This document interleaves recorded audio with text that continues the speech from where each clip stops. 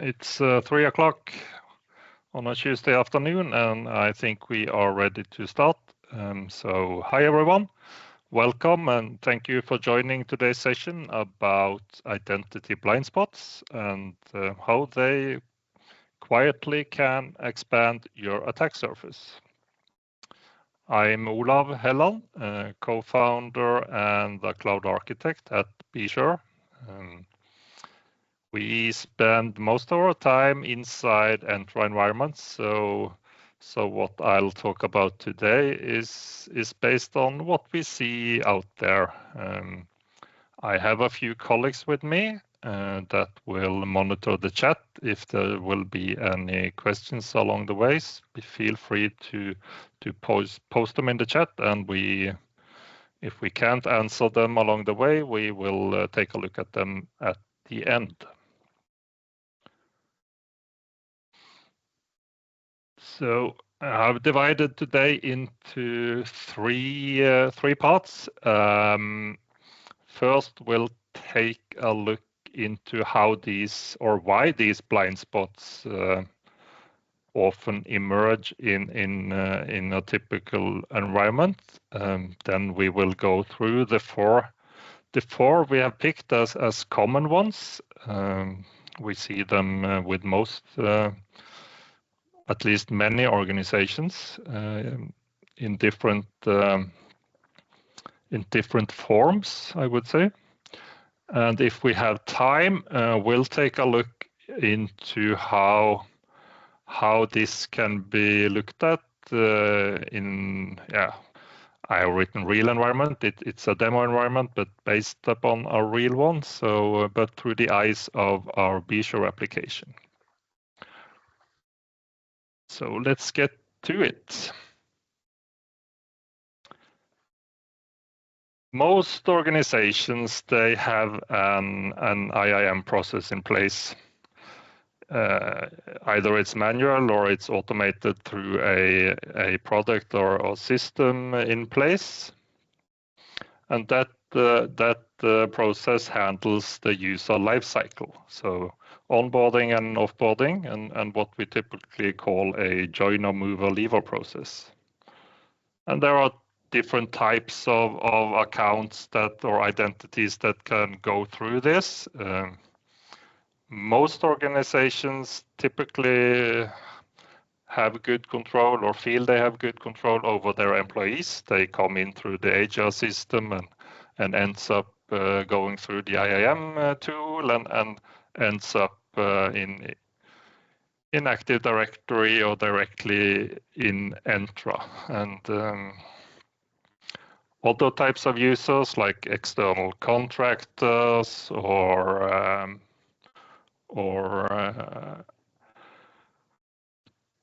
guest accounts, or to some degree admin accounts, can also be in some sort of control over, and even a few applications might have application owners. So these go through the IAM processes and end up ultimately in your Entra environment, and these are the users and applications and maybe even resources covered by your processes. But not everything follows that process from what we can see. Many applications typically, also in several places, admin accounts are dealt with manually. External contractors, maybe not fully controlled the process. Test accounts can linger for different reasons. And not to speak about agents that starts popping up these days more and more. There might not be a good lifecycle process of several of these types of accounts, and they end up like outside of the process, but they still end up in your Entra.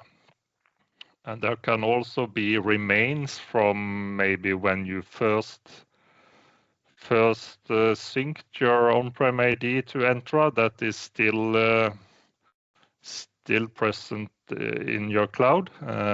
Old remains of accounts that was synced and haven't been removed from your on-prem either. So many different reasons, but the idea is that the bottom right types of accounts there are the ones contributing to creating the blind spots.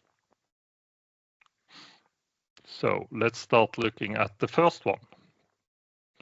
It's the most simple one, inactive or orphaned accounts. So how do we categorize them? So these are the accounts existing in your environment. Can be different types of user accounts. It can be resource accounts, or at least it's accounts that are enabled, haven't signed in recently. In our product, we use 90 days as a number for deeming them inactive, but many are inactive for far more time than that. Bottom line, there are accounts in most environments that still has access, and they are not being used.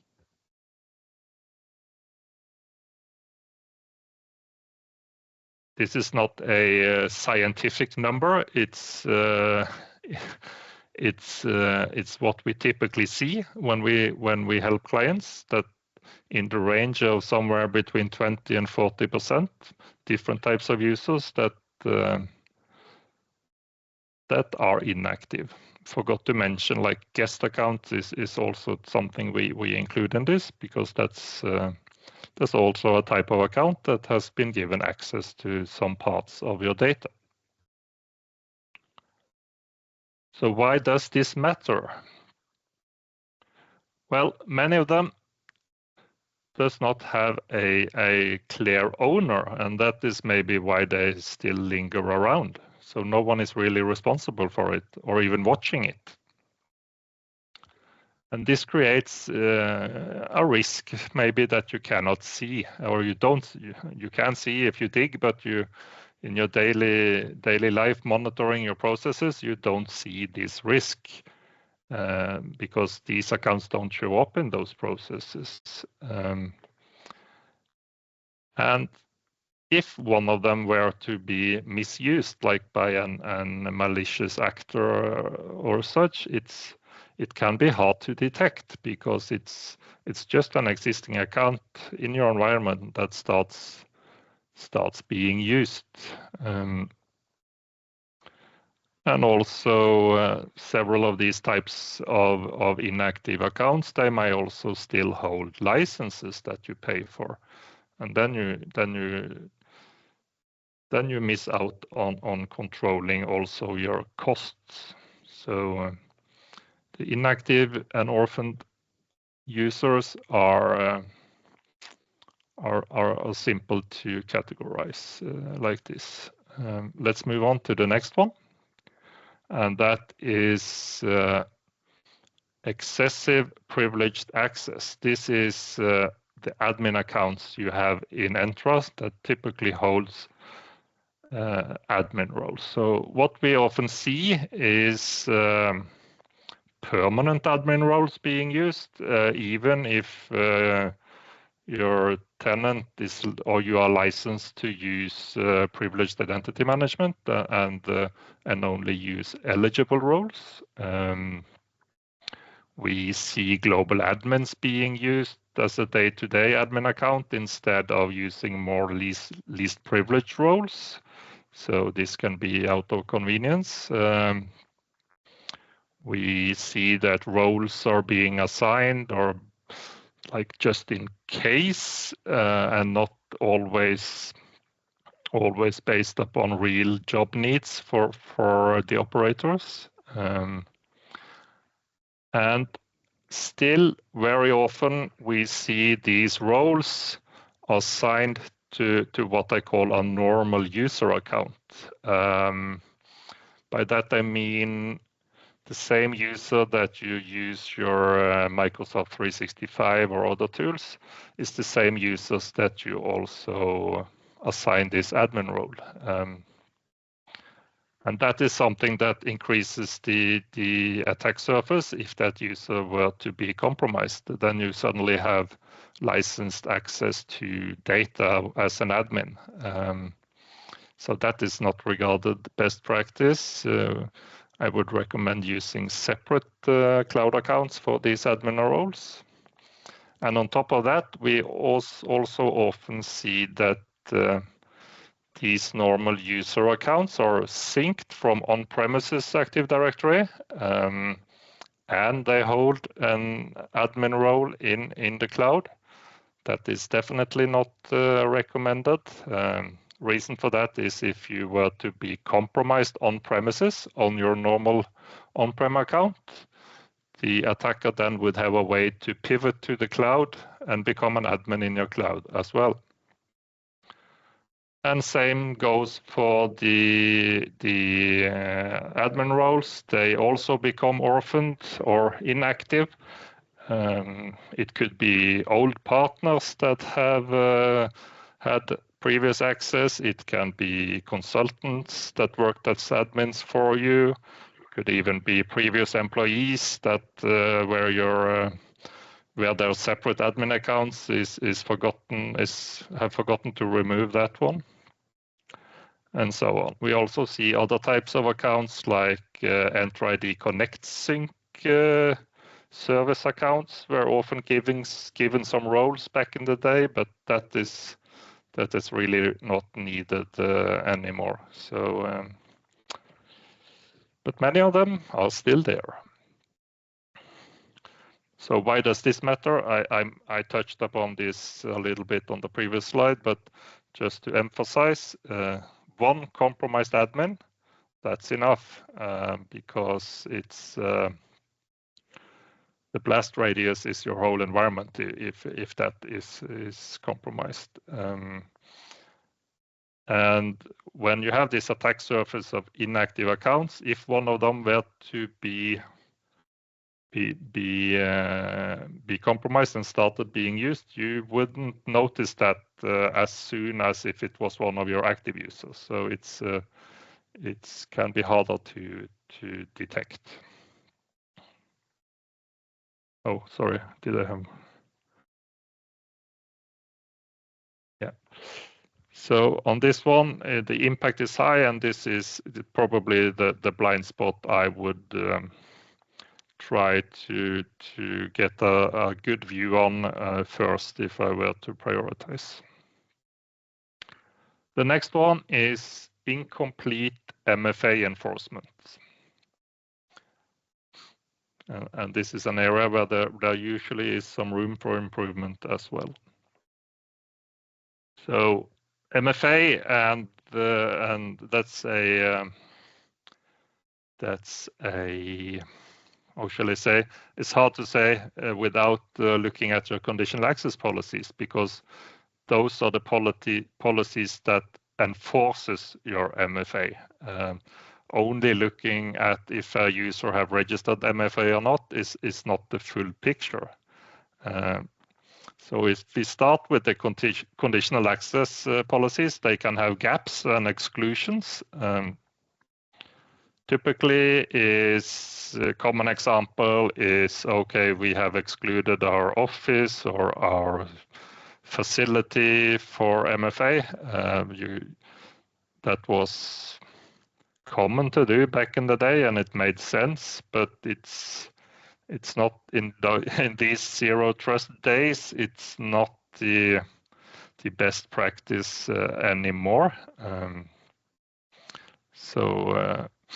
And then you have the case of users not having registered MFA. So it works like this, that a user needs to register the methods on their account, and if they haven't registered the method, depending on how your environment is configured, the user will be prompted to register MFA. But and if he is allowed to do that from anywhere in the world just by using a username and password, then then you are at risk. If you don't have control over how the security information is registered, then you really don't know if it is the user itself or someone that has gotten access to his username or password through a password leakage or something that registered the MFA. So if you don't have this in place, look into how you can add this a conditional access policy for security info registration, because, and then you use this a temporary access pass or similar to have control over the MFA registration process. We also see not all MFA methods are equally strong. Some are phishable, like the Authenticator app with push notifications, SMS, and voice. They are not as secure as others, like FIDO2 or the phishing resistant ones using passkeys. For admin accounts, I strongly would recommend looking into covering all of them with strong authentication. Yeah, so how these gaps can be used. So if there is no MFA challenge to the logon, let's say it's an advisory trying to log on, no MFA challenge, then just password spray or a leaked credential is enough for the attacker to sign in.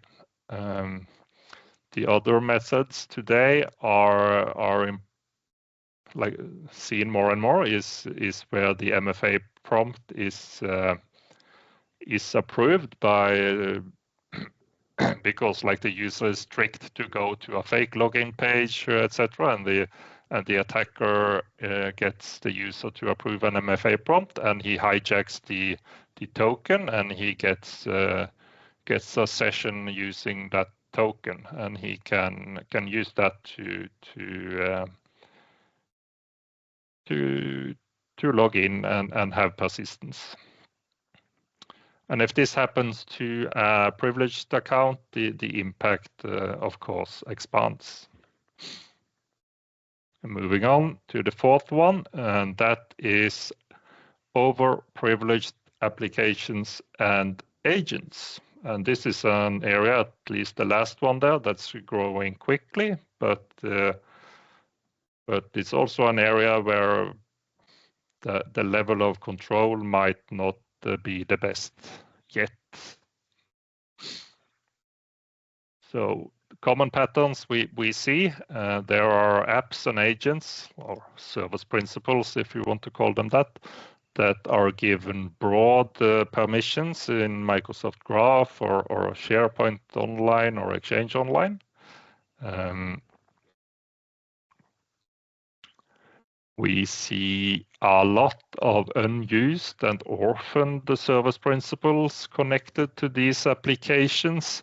They can have been created for different purposes, testing of something, some integrations that's not being used anymore. Maybe you did a migration of a SharePoint on-prem to online, and you installed an application with full permissions on SharePoint Online, and years later, when that application still exists in your Entra ID with the same permissions, because no one owned the life cycle of those types of application, and it never got removed.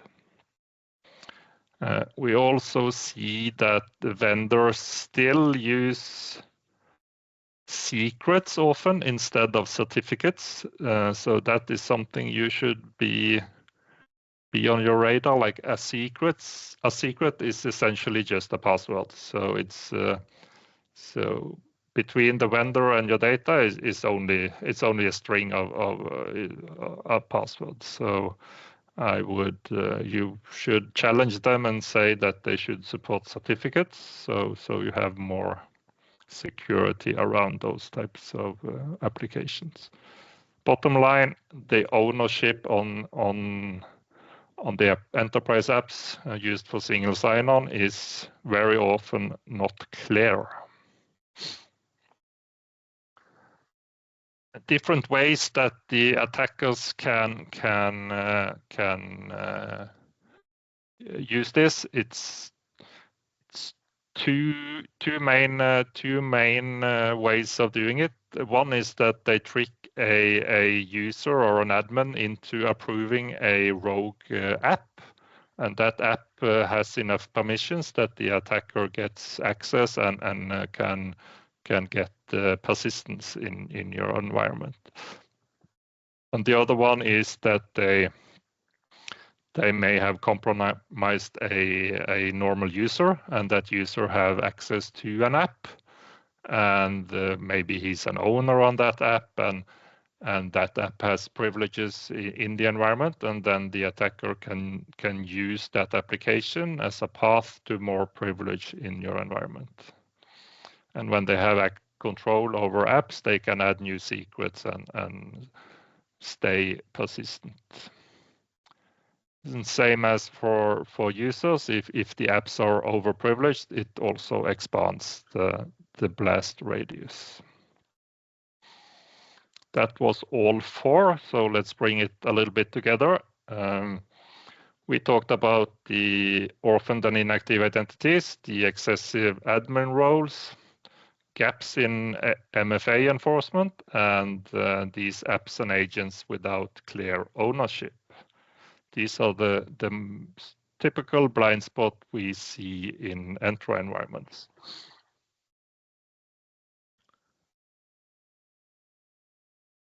And together, they can create an unnecessary large attack surface that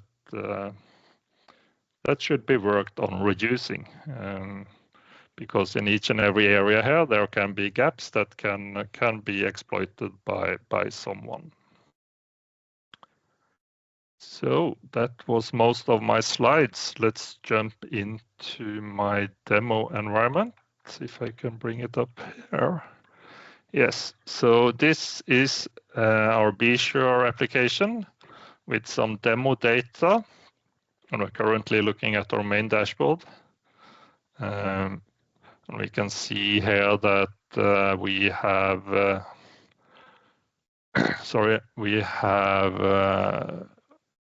just over 4,000 users, like members and guests, and around 1,000 of them, 1,100 of them are inactive, which is close to the 40% we showed earlier. If I wanted to dig into those and find out who they were, I could use one of our user reports and look for inactive users and find them. Not going to spend too much time on that. We're going to move to look at the Entra ID roles, which we have a report for here. This is kind of a single pane of glass on permanent and eligible assignments of these roles. And we can drill into find the inactive ones real quick. So now I found a set of users with holding different roles which haven't been signed in for a while. So let's pick some of the more privileged roles: global admin, exchange admin, maybe even, where is it? There's a privileged role here somewhere, privileged authentication admin. Okay, these ones, they haven't signed in for 90 days. Or better, what if I look for never signed in? I even have some of those. Why have I given roles to users that have never signed in? That shouldn't be necessary.